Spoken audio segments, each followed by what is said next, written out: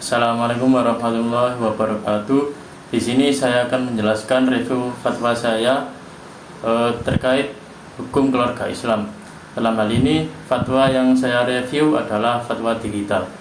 Yang pertama, fatwa yang dikemukakan oleh Ustadz Abdul Somad.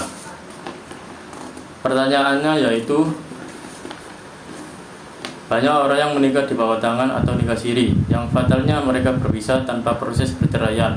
Kemudian si wanita menikah lagi dengan pria lain secara siri. Bagaimana pandangan Ustadz? Jawaban beliau adalah pernikahan selama memenuhi rukun dan syarat itu tetap sah, walaupun tidak dicatatkan KUA.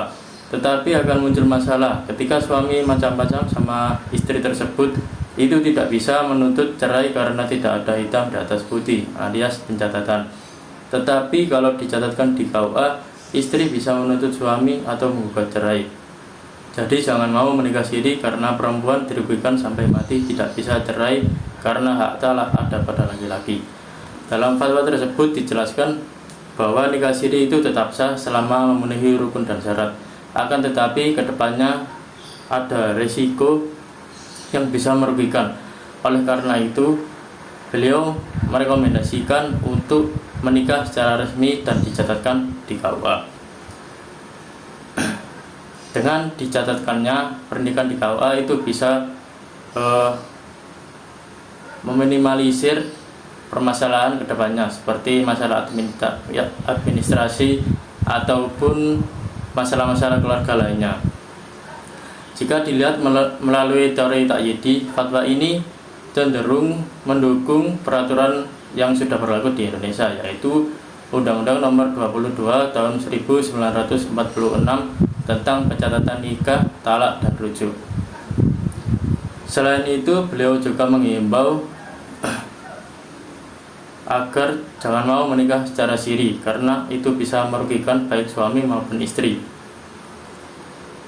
Jika dilihat dari teori masalah mursalah, memang pencatatan nikah ini belum ada sebelumnya. Kemudian untuk mencegah masalah-masalah seperti sengketa hak waris ataupun menggugat cerai, kemudian diadakan pencatatan nikah ini agar kemudian bisa lebih jelas perihal administrasi. Dan menurut teori ad-dararu yuzalu, hal ini juga bertujuan untuk mencegah kerugian yang mungkin timbul seperti perselisihan hak waris, penelantaran anak, ataupun kekerasan dalam rumah tangga. Dengan dicatatkannya pernikahan, baik suami maupun istri bisa menuntut masalah tersebut di pengadilan. Fatwa ini dikategorikan sebagai fatwa demokratis karena mendukung kebijakan publik, yaitu peraturan perundang-undangan. Selanjutnya, fatwa yang kedua yaitu dikemukakan oleh Ustadz Tasat Latif. Pertanyaannya yaitu, kita tahu bahwa kawin kontrak itu ada jangka waktunya. Nah, dalam Islam itu halal atau haram? Jawaban beliau adalah jelas hukum kawin kontrak dalam Islam itu haram. Kawin kontrak atau disebut dengan nikah mut'ah hukumnya haram, tidak boleh. Pelakunya dianggap dosa, nikahnya tidak sah, berhubungan padanya dianggap zina. Pernikahan kontrak ini sangat merugikan pihak perempuan, oleh sebab itu Islam melindungi perempuan. Fatwa tersebut menjelaskan keharaman kawin kontrak atau nikah mut'ah dan menjelaskan dampak-dampak yang ditimbulkan oleh kawin kontrak. Dalam peraturan di Indonesia, kawin kontrak sendiri belum ada peraturan yang secara jelas menyebutkan bahwa kawin kontrak itu haram. Tetapi dalam Undang-Undang Nomor 1 Tahun 1974 Nomor 1B Pasal 1 yang menyatakan bahwa tujuan pernikahan adalah membentuk keluarga yang bahagia dan kekal. Kata kekal di sini bisa dimaknai sebagai kata kekal di sini secara tidak langsung menunjukkan bahwa kawin kontrak dengan jangka waktu itu dilarang. Fatwa tersebut jika dilihat melalui teori takyidi itu menguatkan peraturan yang sudah ada, yaitu Undang-Undang Nomor 1 Tahun 1974 Pasal 1 yang menyebutkan bahwa tujuan perkawinan adalah membentuk keluarga bahagia dan kekal.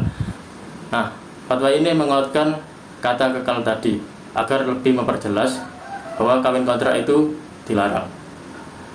Menurut teori ad-dararu yuzalu, kawin kontrak ini bertentangan dengan prinsip ini sehingga harus dihindari.